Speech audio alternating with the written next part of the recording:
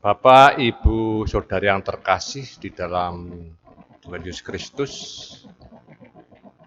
Salam, senang sekali kita berjumpa di kesempatan pada Sapaan Rohani GKJ Cakraningrat Surakarta. Sebelum kita memulai mendengarkan kebenaran firman Tuhan, mari kita berdoa. Tuhan yang maha baik, Tuhan yang kami sembah, kami kenal di dalam Tuhan kami Yesus Kristus. Mengucap syukur ya Tuhan atas kasih karunia yang Tuhan berikan sepanjang hari ini. Sehingga kami merasa semua kecukupan dalam kehidupan kami. Terlebih untuk saat ini ya Tuhan, kesempatan Kau berikan pada kami untuk menerima makanan rohani yang kami butuhkan untuk berkembang tubuhnya iman kami. Sebab dengan iman, kami setiap saat akan merasa mukjizat-Mu Engkau turunkan pada kehidupan kami. Selama kami mengadakan renungan rohani ini Tuhan, kiranya sucikanlah hati dan pikiran kami, sehingga kami layak untuk mendengarkan firman Tuhan. Di dalam nama Tuhan Yesus Kristus kami berdoa. Terima kasih Tuhan, haleluya, amin. Kebenaran firman Tuhan yang akan kita baca dan kita renungkan pada kesempatan kali ini terambil dari Lukas 8 ayat 19 sampai dengan 21. Demikian firman Tuhan. Ibu dan saudara-saudara Yesus datang kepadanya, tetapi mereka tidak dapat mencapai Dia karena orang banyak. Orang memberitahukan kepadanya, ibumu dan saudara-saudaramu ada di luar dan ingin bertemu dengan engkau. Tetapi ia menjawab mereka, ibuku dan saudara-saudaraku ialah mereka yang mendengarkan firman Allah dan melakukannya. Renungan kali ini diberi judul Yang Terkasih dalam Tuhan Yesus. Kalimat ini sering kita dengarkan ketika pengkhotbah, pemimpin PA, atau pembicara dalam komunitas Kristen mengucapkan semacam itu, yaitu saudara, saudari, Bapak dan Ibu yang terkasih dalam Tuhan Yesus. Ucapan ini bukan ucapan yang klise, tapi ucapan yang harus disampaikan ketika bertemu, bersekutu dengan orang-orang yang menurut pembicara adalah saudara-saudaranya.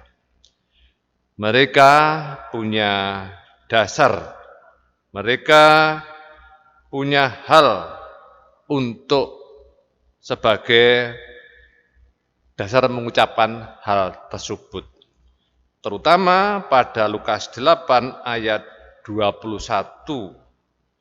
Ibuku dan saudara-saudaraku ialah mereka yang mendengarkan firman Allah dan melakukannya. Ucapan tersebut yang berkaitan dengan saudara terkasih bisa kita dapatkan Di antaranya di Markus 3 ayat 35. Barang siapa melakukan kehendak Allah, dialah saudara laki-laki. Saya ulang lagi, barang siapa melakukan kehendak Allah, dialah saudaraku laki-laki. Dialah saudaraku perempuan, dialah ibuku. Demikian pula kalau kita ingin mempelajari lebih jauh, kita mendapatkan di Matius 12 ayat yang 50 dan seterusnya. Orang yang belum memahami ayat 21 ini, misalkan saudara atau di antara kita mempunyai seorang anak, katakanlah itu bernama Omen. Kita sebagai orang tua tentunya rindu ingin menyapa anak-anak kita ketika beberapa hari tidak bertemu. Misalkan dalam kumpulan itu mengatakan, Omen, kamu dicari ibumu.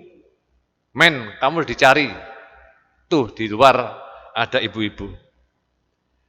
Kalau si Omen mengatakan seperti yang dikatakan Yesus, kira-kira kita sebagai orang tua apakah menerima dengan sukacita?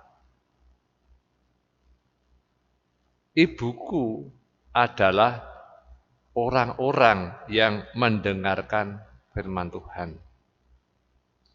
Nah, tentu orang yang belum paham, yang biasa dikatakan Tuhan Yesus,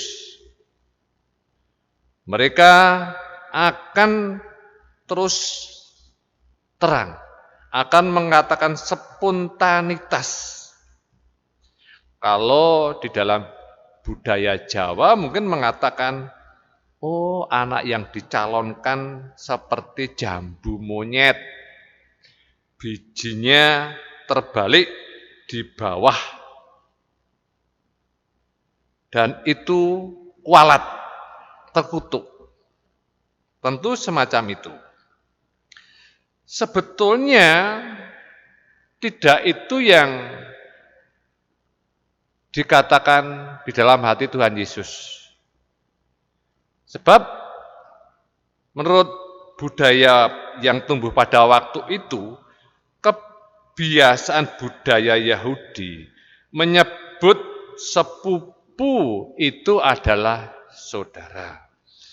Dalam Injil mencatat saudara Yesus yang tertera di dalam Markus 6 ayat 3, saudaranya adalah Yakobus, Yoses, Yudas, dan Simon. Tetapi bukan sesempit itu yang dimaksud oleh Tuhan Yesus. Sebenarnya, Bapak Ibu yang terkasih, sebenarnya Tuhan Yesus ingin mengatakan, ingin bertanya berkaitan dengan Lukas 8 ayat 21 adalah, apakah kamu sudah mendengarkan sabda Allah dan melaksanakannya? Apakah kamu sudah mendengarkan sabda Allah dan melaksanakannya? Tentu yang dimaksud bukan orang yang ada di luar komunitas atau yang berkerumun pada saat itu, tetapi semua orang yang di dekat Tuhan Yesus, termasuk penanya tersebut.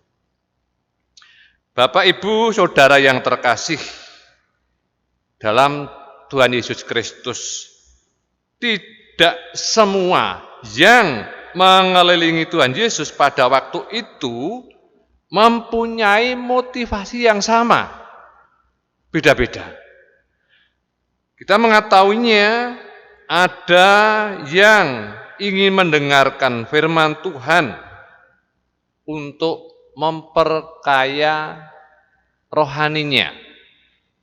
Ada yang mendengarkan pengajaran yang baru.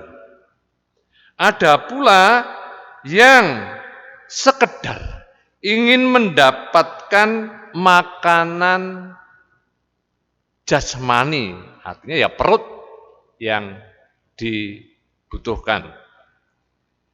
Karena apa?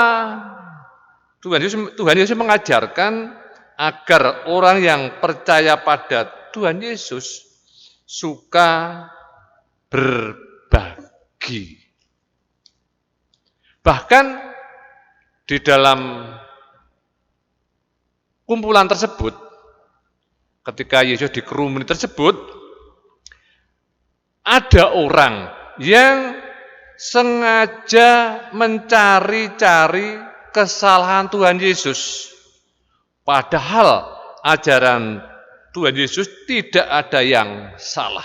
Sebab dia adalah kebenaran itu sendiri. Kalau Bunda Maria yang adalah ibu dari Tuhan Yesus, seperti yang dimaksud pertanyaan orang yang berkumpul tersebut, tentu Tuhan Yesus sudah memperkirakan, sudah memastikan bahwa ibunya mendengarkan apa yang dikatakan dan melaksanakan apa yang diajarkan oleh Tuhan Yesus. Sebab setiap hari Bunda Maria ini selalu bersama Tuhan Yesus. Bahkan Bunda Maria layak untuk mendapat penghormatan yang luar biasa. Dalam bacaan ini, terkhusus ayat 21, menurut Tuhan Yesus, dalam ayat ini menyebut saudara tidak harus ada kaitannya silsilah yang menurun dari nenek moyang ke keturunan ke bawah sampai kita. Kalau Bapak Ibu Saudara yang terkasih sempat mempelajari budaya Jawa, ya, dalam silsilah keturunan ini saya menyebut orang yang di atas saya, orang tua saya, khususnya laki-laki, saya menyebutnya dengan bapak. Kalau saya ibu ya simbok, begitu. Kemudian di atas bapak dan simbok itu ada Mbah Buyut, atas lagi. Kemudian di atasnya lagi ada, saya ulang lagi, di atas bapak dan simbok itu ada Mbah Kakung dan Mbah Putri. Nah, di atas Mbah Kakung dan Mbah Putri ada Mbah Buyut. Di atasnya lagi yang keturunan kelima ada Mbah Wareng. Yang keenam disebut Mbah Udek-udek. Ya memang ini kalau kita tidak membacanya awam, bahkan anak-anak kita pun juga enggak mudeng kalau kita tidak mengajarkannya. Kemudian keturunan yang ketujuh, Mbah Gantung Siwur. Kemudian kedelapan ada Mbah Grupak Sinte. Dan seterusnya, dan seterusnya. Bukan itu yang dimaksud oleh Tuhan Yesus dalam perkataan tersebut. Kekeluargaan menurut Tuhan Yesus dalam Lukas 8 ayat 21 adalah suatu relasi suatu hubungan yang baru, persekutuan dalam melaksanakan sabda Tuhan. Ada relasi yang lebih luas, tidak terbatas dalam silsilah keturunan atau hubungan darah. Kekeluargaan bukannya sebagai formalitas, sebagai penghormatan kepada yang lebih tua dan belas kasihan kepada yang lebih muda atau kekurangan. Bukan itu. Tetapi orang yang tinggal bersama-sama dalam Yesus, sama mendengarkan firman Tuhan, sama melaksanakan firman Tuhan, dan di sanalah yang dimaksud Tuhan Yesus dalam hal ini terciptanya suasana, terciptanya atmosfer seperti berada di dalam rumah di mana Yesus adalah kepalanya. Yesus adalah kepala, adalah figur yang kita jadikan model. Sehingga aktivitas hati, pikiran, dan cinta sesuai dengan kehendak Yesus. Maka terciptalah keakraban, saling menopang, saling mendengarkan. Tuhan memberkati kita semuanya. Amin.